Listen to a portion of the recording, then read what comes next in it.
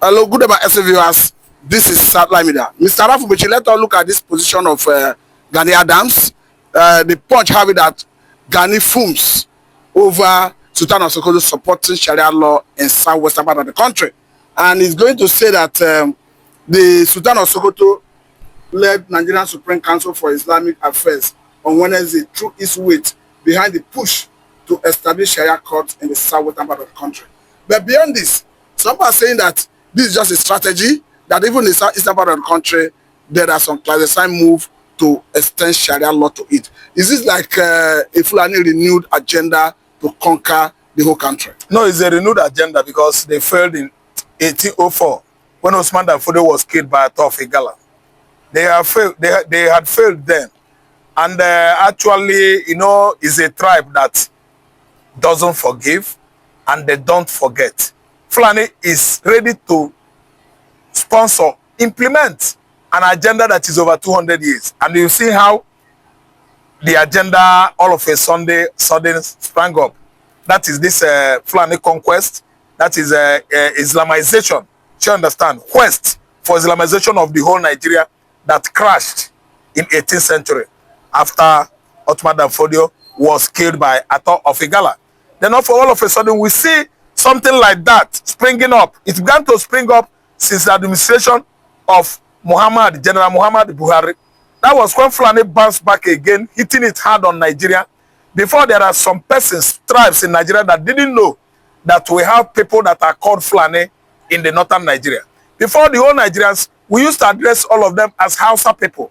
But today we see now that even the Hausa themselves, they are largely Christians.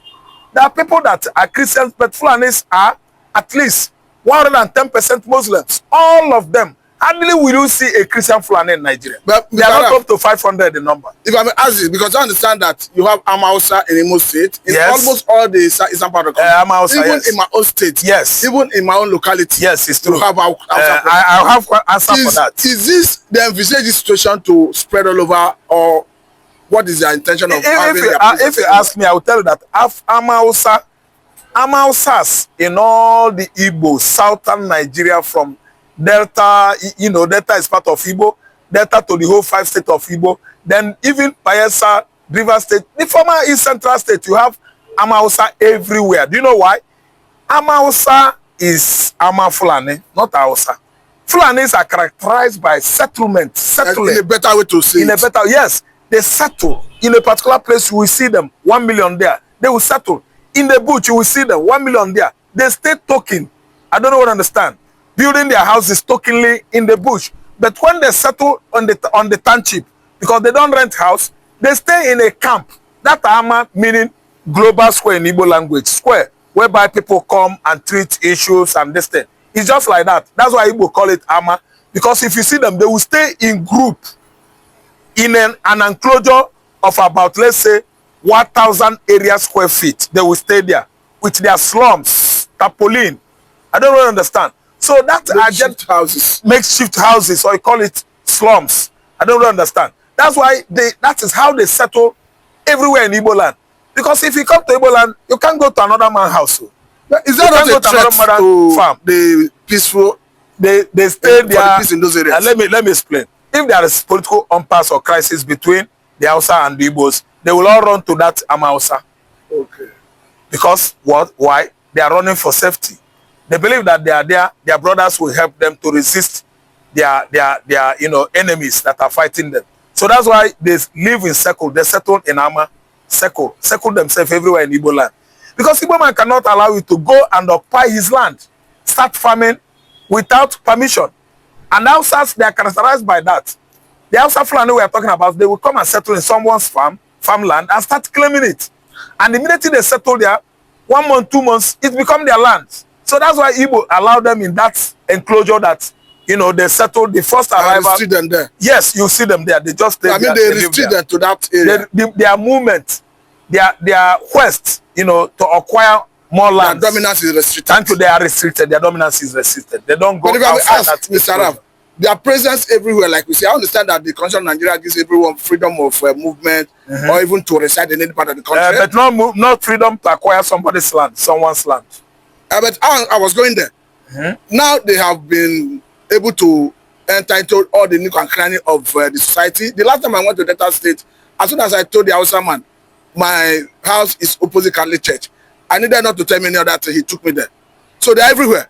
Is he not going to help them in this their Sharia law push? No, you cannot. You can only see. Let me tell you, the quest to instill or to allow Sharia courts in all the states of the Federation, especially the southern Nigeria, could only lead to bloody pogrom. And if it escalates, the strangers, I mean the settlers, will blame themselves. I'm from Igbo land. I take myself, for example. I come to Yoruba land. I rented my house. I stayed there and stayed there. Lawful business. I pay the Yoruba landlord. My normal business, I wake up early in the morning, I go to my business and come back to the same house I rented. I ended up renting shops where I'm doing my business, selling my things. I pay for the shops. There's no way, there was no time I settled anywhere in the southwest. I just touched my leg at Ojota or Jibong, the bus stop, and they stay somewhere there. And before you know it, I started sleeping in front of someone's house. Before you know it, I occupy one of his rooms without payment. No. Immediately, maybe I was stranded and stayed there. The next day, I've already started negotiating with the Yoruba man. Mr. Araf, do you know what I'm saying? On how to pay for his room, one of the rooms. I know you. But these houses, they settle in circle. They circle themselves somewhere there, here and there, everywhere, without anything like payment. I know you know Munede very well. I know Munede now. They killed the Fulani. They killed about 2 in Munede recently. There are so many areas in the Kano. Is the local government of Ikawa, the immediate past governor of the Fulanis are not killing. They are terrorizing everywhere. A place like a place like a place like this Munede, a place like Abavo. They kill and maim, rape at will. The owners of the land. Yes.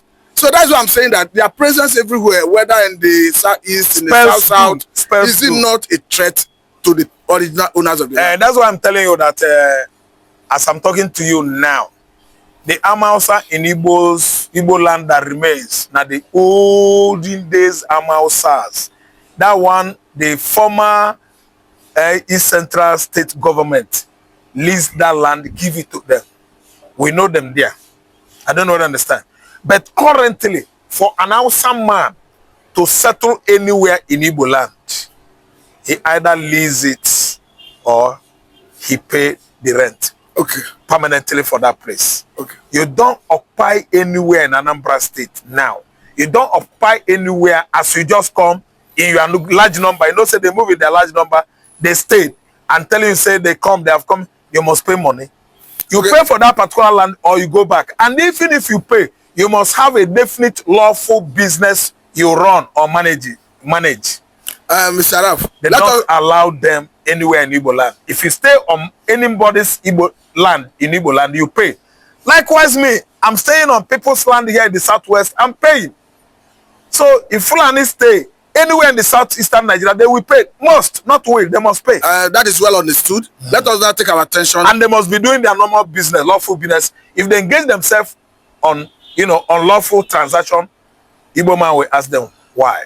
Understand that Ghanaian dance is the Orani Kakanfo of Yoruba land. Yes, and currently, I think he's the leader of OPC. Yes. Do you think he still have the competency, the wherewithal, the capacity to engage and dislodge bandits in the bushes? It's just like Anibo issued another the other time. I don't see Orani Kakanfo as a man that is fit into that cap.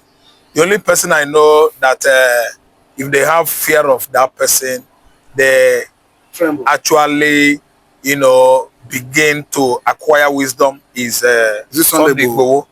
I only come for mouth over the years since I know Lagos.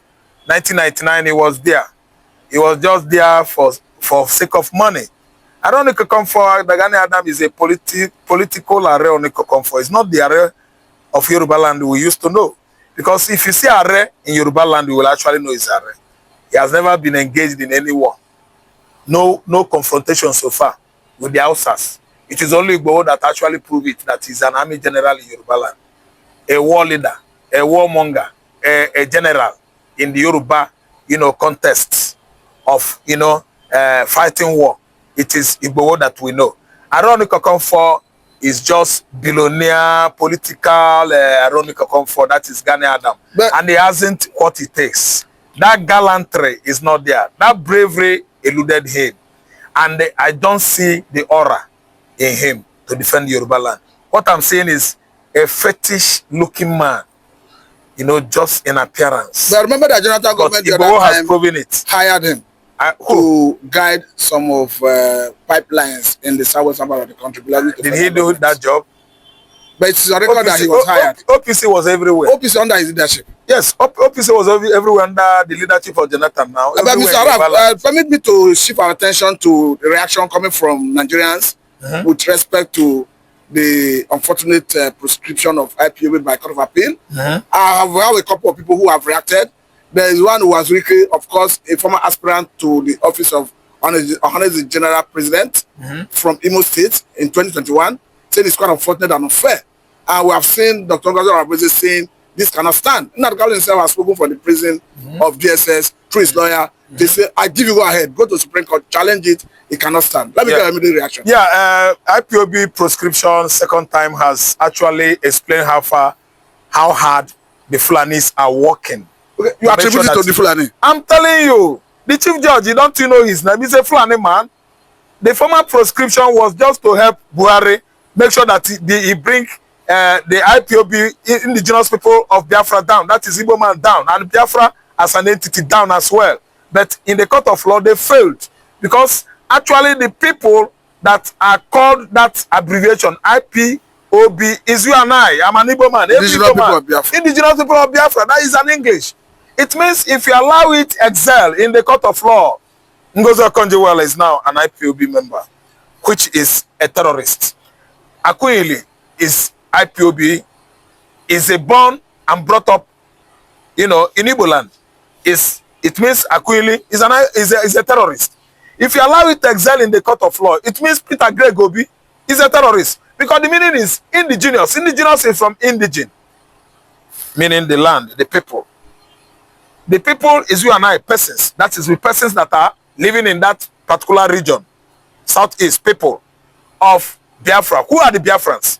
We are the Biafrans. It means everybody in that contraption, in that region. Let me name them all. I have their name. Obi Kubana is not a terrorist. Emeka Okonkwo is not a terrorist. I, Rafael Mbechi, I'm not a terrorist. I'm telling you, the former Governor General of Nigeria, Nnamdi Azikiwe, is a terrorist. That's why I'm telling you that the blind Fulani chief judge that actually ruled that judgment in favor of Nigeria, prescribing Fulani, is not ruling it in favor of Nigeria. He ruled it in favor of Fulani agenda. Because Fulani has come to stay, occupy everywhere in Nigeria, as they predicted. Nigeria is their forefathers' ancestral estate. That is Osman Danfodio estate. That is Abubakar Tafawa Balewa estate. It actually means that Yoruba have no land. Igbos have no land. Hausas have no land. It's only Fulani that is going to occupy Nigeria. But Mr. Araf, it is very, very laughable. Understand somebody like debunkable. I debunk it, I renounce it, I reject it. It can never be Igbo man. The terrorists we have in Nigeria are Fulani headers. Who are the owner of Fulani headers? Meti Allah. Their grand patron is Muhammad Buhari. Who are the terrorists? Bandits. Who brought banditry into Nigerian contraption? It was Buhari. He used it as mercenaries. They are the mercenaries that actually prepared to fight Jonathan during 2015 presidential election. And they actually failed to proscribe bandits as terrorists. Igbo man is now terrorist. So that is madness. Insanity of the highest order. Mr. Rafumochi, nonsense. Understand that someone like Bala Mohammed, the current governor of Bauchi State, said it the other time, that the Fulani man is a global citizen and you don't need permission of anyone to bear arm as such, that he used the arm to protect his cow and all that. But again, we are seeing Nnamdi Kanu charging his legal team to approach Supreme Court to argue this case further. Do you think there will be light at the end of the tunnel? Yeah, Fulani man is a global citizen, free to wield AK-47. That came from Bala Mohammed. Yes, it is not plausible I know you know the meaning of plausible. It's a statement that should not be plausible. Then again, the same statement I trying to give another, statement